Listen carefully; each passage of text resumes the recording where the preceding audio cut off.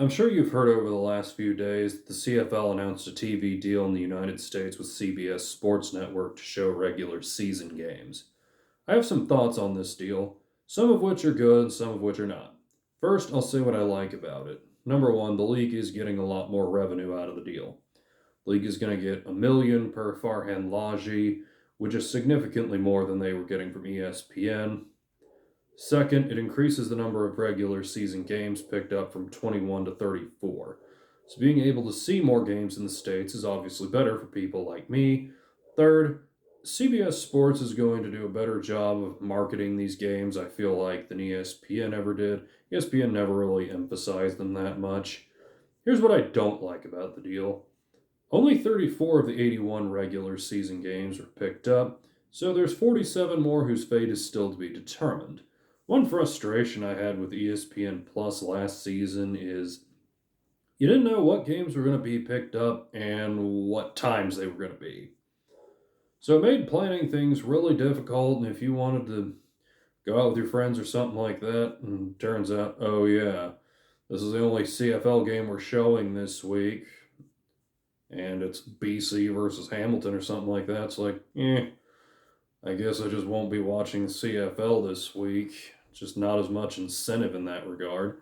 So you have the availability of games and rotating teams week to week. Now you spread that among potentially two or more networks if CBS Sports doesn't pick up the rest of them. It'll just become the Wild West. Just anything goes. I think consistency is a must if the CFL wants to get a foothold in the US, and I'm just skeptical that this deal will accomplish that.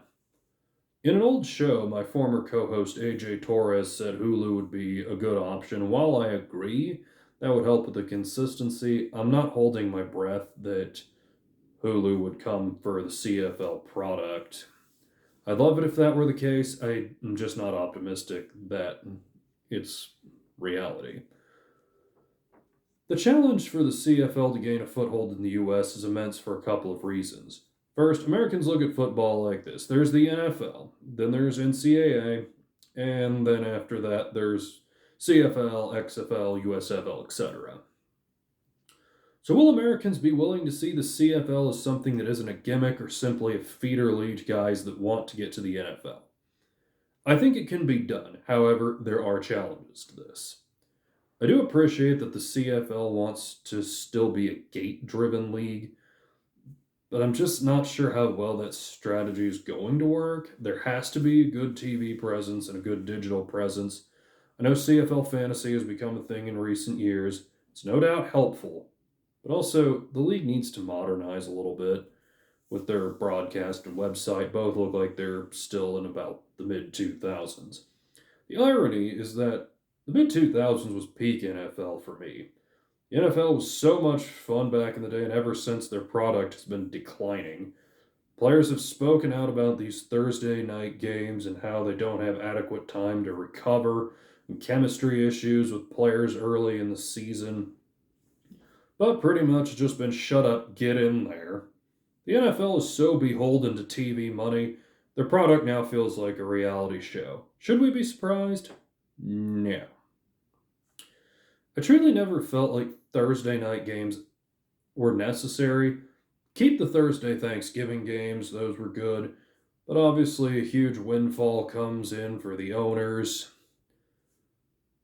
And just as another screw you to the fans, the NFL owners might be flexing games to Thursday night now. Granted, it's only for weeks 14 through 17, and teams have to be given 15 days advance notice. But for the fans, it's like, it's going to take a lot of effort, and they can't really plan to go attend a game like that if they don't know when it's going to be.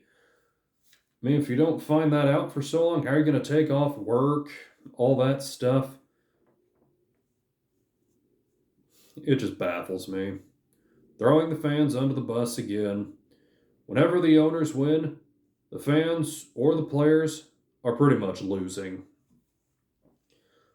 But that was a tangent. Back to my second reason. This kind of ties into what I said earlier about the website. Following along player and team news will be difficult because TSN isn't readily available in America.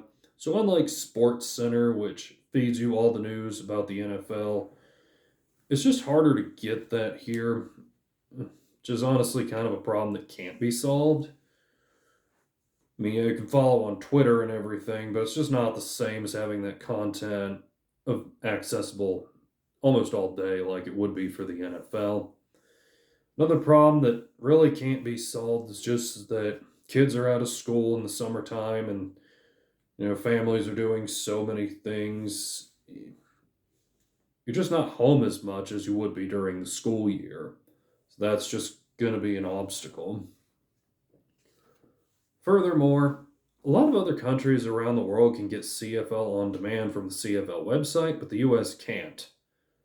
Which is really surprising because you'd think of all the other countries in the world, the US would have the most demand. Who knows?